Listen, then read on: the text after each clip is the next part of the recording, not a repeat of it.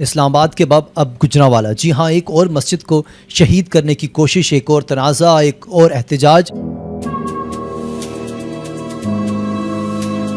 سوال یہ ہے، یہ سب آخر ہو کیوں رہا ہے؟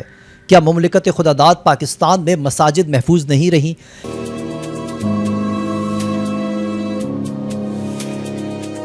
یا پھر حقیقت کچھ اور ہے جو ہمارے سامنے پیش نہیں کی جا رہی؟ اسلام آباد میں بھی عوام کا جب غفیر امنڈ آیا،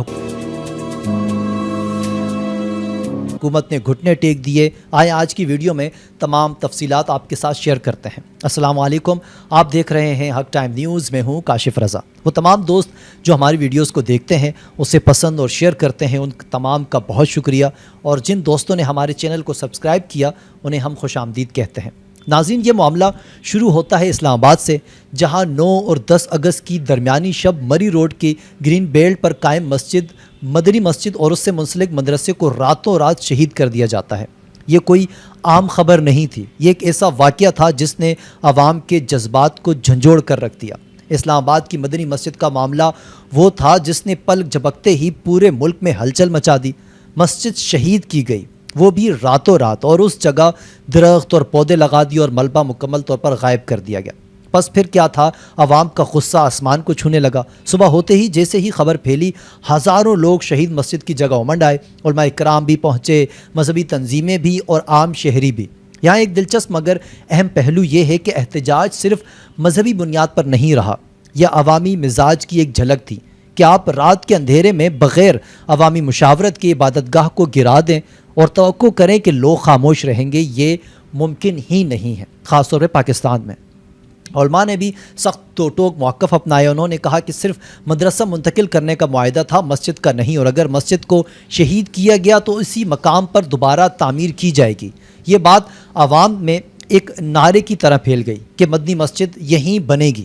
دباؤ اتنا بڑھ گیا کہ حکومت کو پیچھے ہٹنا پڑا۔ انتظامیہ نے گھٹنے ٹیک دیے اور اعلان کیا کہ 48 گھنٹوں میں مسجد کی دوبارہ تعمیر شروع کر دی جائے گی۔ لیکن یہاں سوال پیدا ہوتا ہے، جس حکومت نے راتوں رات گرا کر ملبہ بھی صاف کر دیا، وہی حکومت تعمیر شروع کرنے میں 48 گھنٹے کیوں لے رہی ہے؟ کیا یہ محض ٹائم گین کرنے کی کوشش ہے، یا پھر واقعہ کچھ انتظامی اور قانونی مراحل طے کرنا ہے؟ یہاں ایک اور پہلو بھی اہم ہے کہ حکومت نے ساتھ یہ بھی کہا کہ گرین بیلٹ یا غیر قانونی مقامات پر قائم مساجد کی منتقلی صرف علماء اور انتظامیہ کی باہمی مشاورت سے ہی ہوگی۔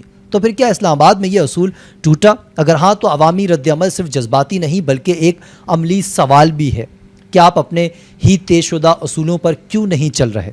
دوستو، اس پورے واقعے نے یہ واضح کر دیا ہے کہ مساجد کے معاملے میں عوام کا رد عمل صرف شدید نہیں بلکہ ناقابل نظر انداز ہے، چاہے وہ اسلام آباد ہو یا پھر گجرانوالہ۔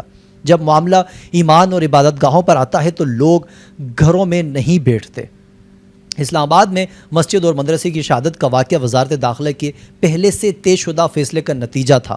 جنوری 2025 میں فیصلہ ہوا کہ مسجد اور مدرسے کو موجودہ مقام سے ہٹا کر مارگلا ٹاؤن منتقل کیا جائے گا۔ حکومت کا کہنا ہے کہ مارگلا ٹاؤن میں ایک نئی مسجد اور مدرسہ تعمیر کیا گیا، جدید سہولیات کے ساتھ، کشادہ حال، وضوخانہ اور دیگر سہولتیں۔ کل لاگت تقریباً 3 کروڑ 70 لاکھ روپے، اور سب کچھ مسجد اور مدرسہ انتظامیہ کی مشاورت سے ہوا۔ وزیر مملکت برائے داخلہ طلال چودھری نے یہ وضاحت کی کہ مدرسے کی منتقلی انتظامیہ کی رضا مندی سے ہوئی ہے اور عوام کو افواہوں پر کان نہ دھرنے کا مشورہ دیا گیا۔ مقامی علماء اور عوام کا کہنا ہے کہ بات صرف مدرسے کی منتقلی تک تھی، مسجد کو شہید کرنے پر کوئی معاہدہ نہیں ہوا تھا۔ وفاق المدارس العربیہ کے اسلام آباد کے صدر مفتی عبدالسلام صاحب نے واضح الفاظ میں کہا کہ یہ قدیمی مدنی مسجد تھی، محکمہ اوقاف کے زیر انتظام چل رہی تھی، اور ہم اسی جگہ دوبارہ مسجد تعمیر کریں گے۔ احتجاجی عوام نے تو وہاں لگائے گئے درخت تک اکھاڑ دیا۔ اب اسلام آباد کے بعد گجرانوالہ میں بھی حکومت ایک اور مسجد کو گرانے پہنچی، مسجد فاروق اعظم۔ عوام نے فوری طور پر رد عمل دیا، سڑکوں پر نکل آئے اور شدید مزاحمت کا اعلان کیا۔ یہ سب ہی ایک بڑے سوال کی طرف لے جاتے ہیں کہ پاکستان میں مساجد اور مدارس کی پالیسی کیا ہے؟ کیا حکومت واقعی غیر قانونی مقامات پر قائم مساجد کو منتقلی کے بعد بہتر سہولیات دے رہی ہے، یا یہ سب عوامی رد عمل کو ٹھنڈا کرنے کی وقتی حکمت عملی ہے؟ اسلام آباد میں گرین بیلٹ پر قائم مسجد کی خاتمے کا فیصلہ ہو چکا، کیا اگلا نمبر کسی اور شہر کا ہے، کسی اور مسجد یا مدرسے کا؟ دوستو، یہ مسئلہ جذبات کا بھی ہے اور قانون کا بھی ہے۔ ایک طرف عبادت گاہوں کی تقدیس، دوسری طرف شہری منصوبہ بندی اور قواعد۔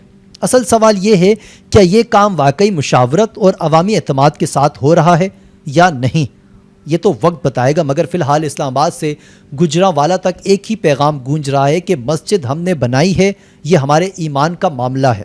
ناظرین، اس تمام صورتحال پر آپ کی کیا رائے ہے؟ کامنٹس کر کے ضرور بتائیں، اور مزید اپڈیٹ کے لیے دیکھتے رہیں حق ٹائم نیوز۔ کاشف رضا کو اجازت دیجیے، اللہ حافظ۔